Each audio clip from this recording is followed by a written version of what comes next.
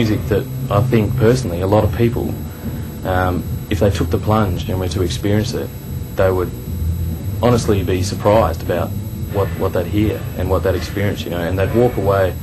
No one would really walk away going, yeah, that was alright.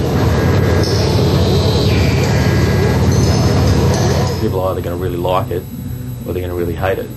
And not that many people are really going to hate it, they're going to find something in it.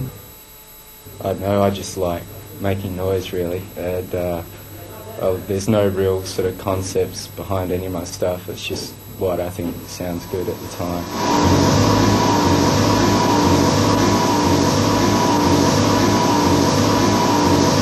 There's a lot of noise artists around where they're more into noise, I guess you could say. My stuff is, I suppose you say, is a bit more melodic, a bit more musical.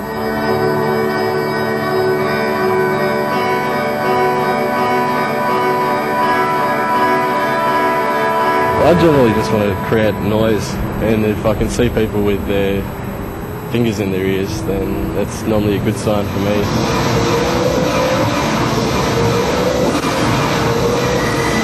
I think it's just emotional for me because I finally got the chance to improvise completely freely without any restraints of technique or institution or definition even of my instrument.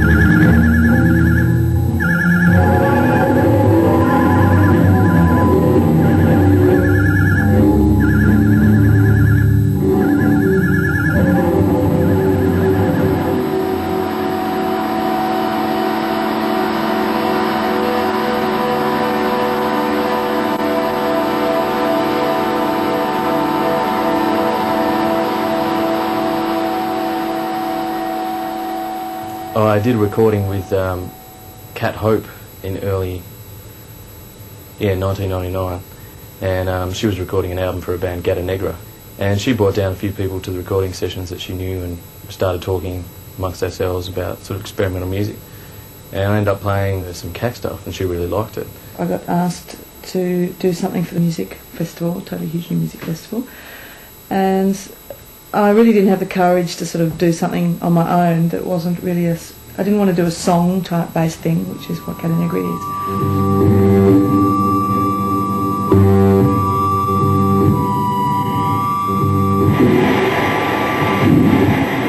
I tried getting bands together and it just never works because I know what I want, sort of thing. I mean, I do collaborate with different people every now and then, which is pretty good, but there's not many around that, you know, that I can collaborate with, especially with my sound that I have.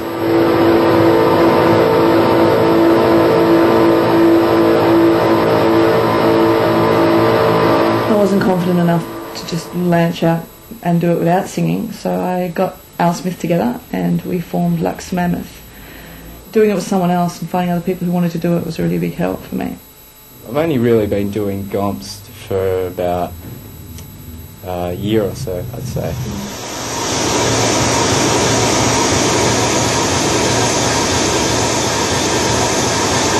I think it's a lot better in a live situation because you've got the added pressure of trying to, I don't know, please or captivate an audience and also keep it together with yourself and not mess it up.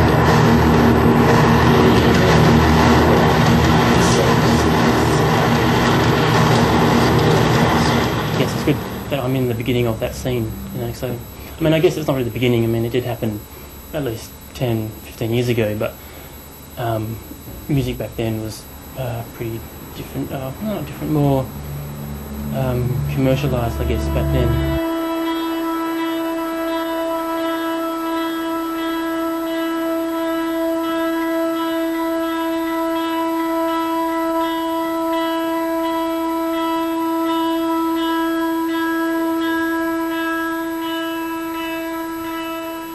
And actually none of these CDs have been recorded with a lot of technology as such. Cat Hope CD is just bass guitar, and the High Impedance is just guitar. And it's just that those guys have been able to find a unique slant to what they do, you know, a unique sound. Without the Bergerk sort of label, I probably wouldn't even think about putting anything out, and I don't know, wouldn't even really know the sort of avenues to go through to actually put it out.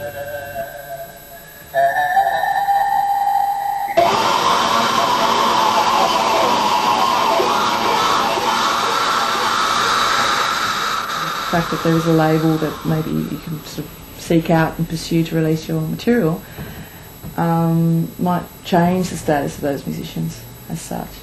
I hope so, because I think that it's a really valid music form and relevant.